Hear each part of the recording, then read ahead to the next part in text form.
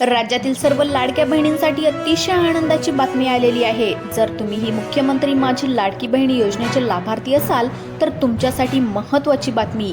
कारण एकनाथ शिंदे साहेबांनी आपला शब्द पाळला असून पात्र महिलांच्या खात्यामध्ये 1500 रुपयांच्या ऐवजी 2100 रुपयाचा वाढीव हप्ता जमा करणार असल्याचा निर्णय घेतलाय। हा वाढीव हप्ता मिळवण्यासाठी सरकारने छाननी प्रक्रियेमध्ये 2 महत्त्वाचे नियम लागू केले आहेत। जर तुम्ही या नियमांमध्ये बसत असाल तर तुम्हाला 15 ऑगस्ट नंतर 2100 रुपयांचा हप्ता या ठिकाणी मिळणार आहे। बहिणींच्या खात्यामध्ये वाढीव हप्ता सोडून असं आश्वासन एकनाथ शिंदे साहेबांनी दिलं होतं, परंतु स्वातंत्र्य दिनाच्या नंतर हा शब्द आता पूर्ण होणार। 15 ऑगस्ट नंतर जे काही हप्ते लाडक्या बहिणींच्या खात्यामध्ये जमा होतील ते 2100 रुपयाचे जमा होणार आहेत आणि ते फक्त 2 अटीमध्ये पात्र लाडक्या बहिणींनाच वाढीव हप्ता मिळणार आहे। म्हणजेच मंत्रालयातून मिळालेल्या अधिकृत माहितीनुसार राज्यातून आलेल्या अर्जापैकी 90% पेक्षा जास्त महिलांना या लाभासाठी पात्र ठरवण्यात आलंय। तब्बल 75% निधी हा एकाच वेळी डीबीटी मार्फत सरकारी बँकांसाठी सोडला जाणार आहे आणि 25% निधी हा विशेष डिजिटल फिल्टरनुसार खासगी बँकांमध्ये सोडला जाणार आहे। मंत्रालयाच्या नवीन GR नुसार अर्जाची छाननी करताना रेशन कार्डाच्या श्रेणीला देखील प्राधान्य देण्यात आलंय। त्यामुळे जर तुम्ही लाडकी बहीण योजनेचा अर्ज भरलेला असेल तर तुम्ही या 2 नियमांमध्ये बसता का हे पहा। कारण सरकारने जेव्हा निधी मंजूर केला त्याच वेळी महिला व बालविकास मंत्री अदितीताई तटकरे यांनी सांगितलेलं आहे की या 2 नियमांमध्ये ज्या बहिणी बसतात त्यांनाच वाढीव हप्ता मिळणार आहे। त्यामुळे लाडक्या बहिणींनो, तुम्हाला जर वाढीव हप्ता मिळवायचा असेल तर लक्षपूर्वक ऐका की कोणते 2 नवीन नियम या ठिकाणी GR मध्ये नमूद करण्यात आले आहेत।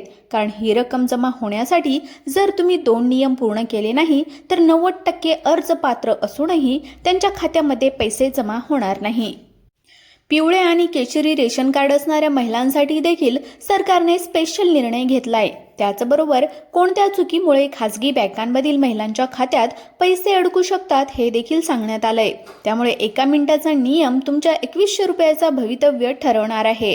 मैत्रिणींनो, या ठिकाणी मंत्रालयातून आलेल्या ताज्या माहितीनुसार महिला व बालविकास मंत्री अदितीताई तटकरे आणि एकनाथ शिंदे साहेब म्हणाले होते की पैसे सोडू, परंतु हे पैसे अजूनपर्यंत सोडले नव्हते आणि अखेर सरकारने आता पूर्ण डिजिटल पडताळणी केली असून आता शेवटचा निर्णय जाहीर करण्यात आलाय। त्यामुळे तुम्ही जर रेशन कार्ड धारक असाल आणि तुमच्याकडे पिवळे किंवा केशरी रेशन कार्ड असेल तर ही शेवटची संधी चुकू नका।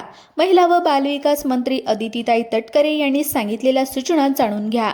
कारण 2100 रुपयाचा वाढीव हप्ता तुमच्या खात्यामध्ये जर तुम्हाला मिळवायचा असेल तर सरकारने सांगितलेले 2 नियम अत्यंत महत्त्वाचे असणार आहेत आणि त्यासोबतच जे काही परिपत्रक जाहीर झालंय त्यामध्ये किती कोटीचा निधी मंजूर झालेला आहे आणि त्याचबरोबर जे काही 75% निधी सरकारी बँकांमध्ये सोडण्यात आलाय तो देखील महिलांच्या खात्यामध्ये जमा होण्यासाठी सरकार दुपारचा आणि संध्याकाळचा सत्र या ठिकाणी निवडणार आहे। त्यानंतर 25% निधी जो खासगी बँकांमध्ये सोडण्यात आलेला आहे त्यामध्ये ठराविक बँकांची निवड सरकारने केली आहे। त्यामुळे जर तुमचं खातं खासगी बँकांमध्ये असेल तर महिला व बालविकास मंत्र्यांनी कोणत्या खासगी बँकांची निवड केली आहे हे देखील जाणून घ्या। कारण सरकारी बँकांमध्ये state bank of India, bank of Maharashtra, central bank यांसारख्या सर्व सरकारी बँकांमध्ये 75% निधी हा थेट एका क्लिकवर ट्रान्सफर केला जाणार आहे।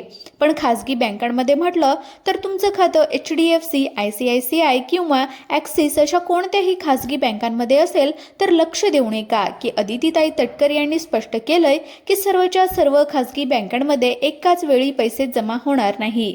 मंत्रालयाने यासाठी काही ठराविक खासगी बँकांचीच विशेष निवड केली आहे। त्यामुळे आता तुमच्या बँकेचं नाव या यादीमध्ये आहे का नाही हे पहा आणि कोणत्या खासगी बँकांना सरकारने ग्रीन सिग्नल दिलेला आहे हे देखील जाणून घ्या।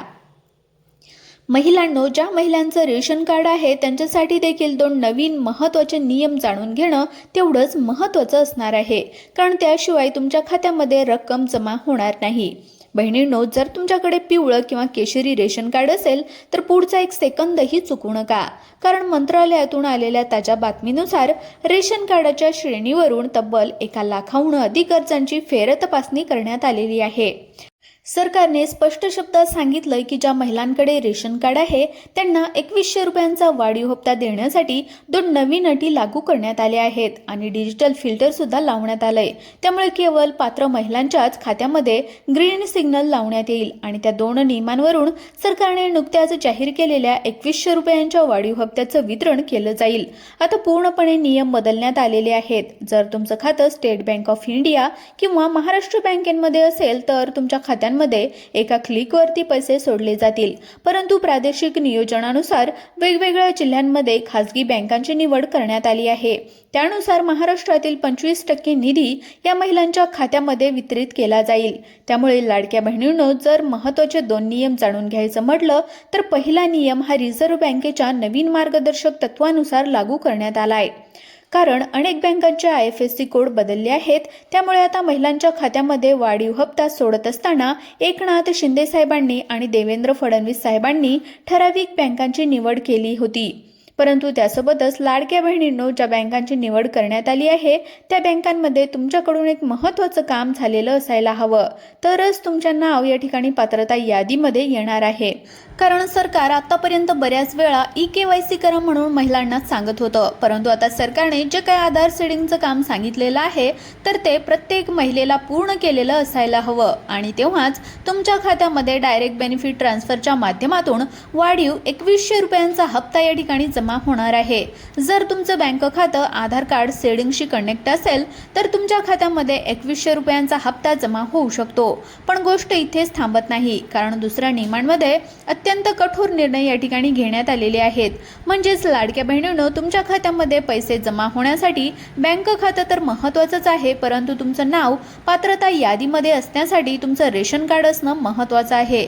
तुमच्याकडे जर पिवळं किंवा केशरी रेशन कार्ड असेल तर ते तुमच्या आधार कार्डशी कनेक्ट असायला हवं। म्हणजेच लाडक्या बहिणींनो, जर तुमचं उत्पन्न कमी असेल तर तुम्ही पिवळं किंवा केशरी रेशन कार्ड गटामध्ये येता आणि तुम्ही लाडकी बहीण योजनेसाठी या ठिकाणी लाभासाठी सुद्धा पात्र ठरता। म्हणजेच तुम्ही 1500 रुपयाच्या हप्त्यासाठी पात्र आहात, परंतु जर तुम्हाला एकनाथ शिंदे साहेबांनी जाहीर केलेल्या वाढीव हप्त्याचा लाभ घ्यायचा असेल आणि तुम्हाला तुमच्या बँक खात्यामध्ये 2100 रुपयांचा हप्ता हवा असेल तर तुमच्या रेशन कार्डामध्ये किती सदस्यांची नावे आहेत हे पाहिलं जातं आणि तुमच्या घरामधील किती महिला याचा लाभ घेतात याची छाननी सुद्धा केली जाते।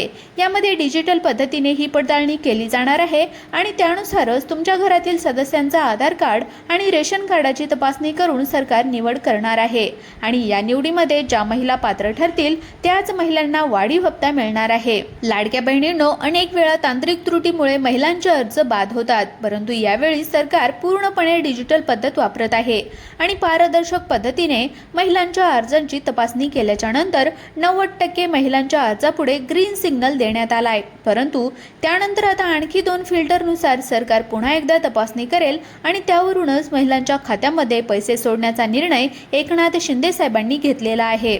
महिला व बालविकास मंत्री अदितीताई तटकरे ज्या महिलांच्या नावापुढे ग्रीन सिग्नल देतील अशा महिलांच्या खात्यामध्ये 2100 रुपयांचा हप्ता जमा होणार आहे आणि वाढीव हप्त्याचा लाभ महिलांच्या खात्यामध्ये वितरित होईल।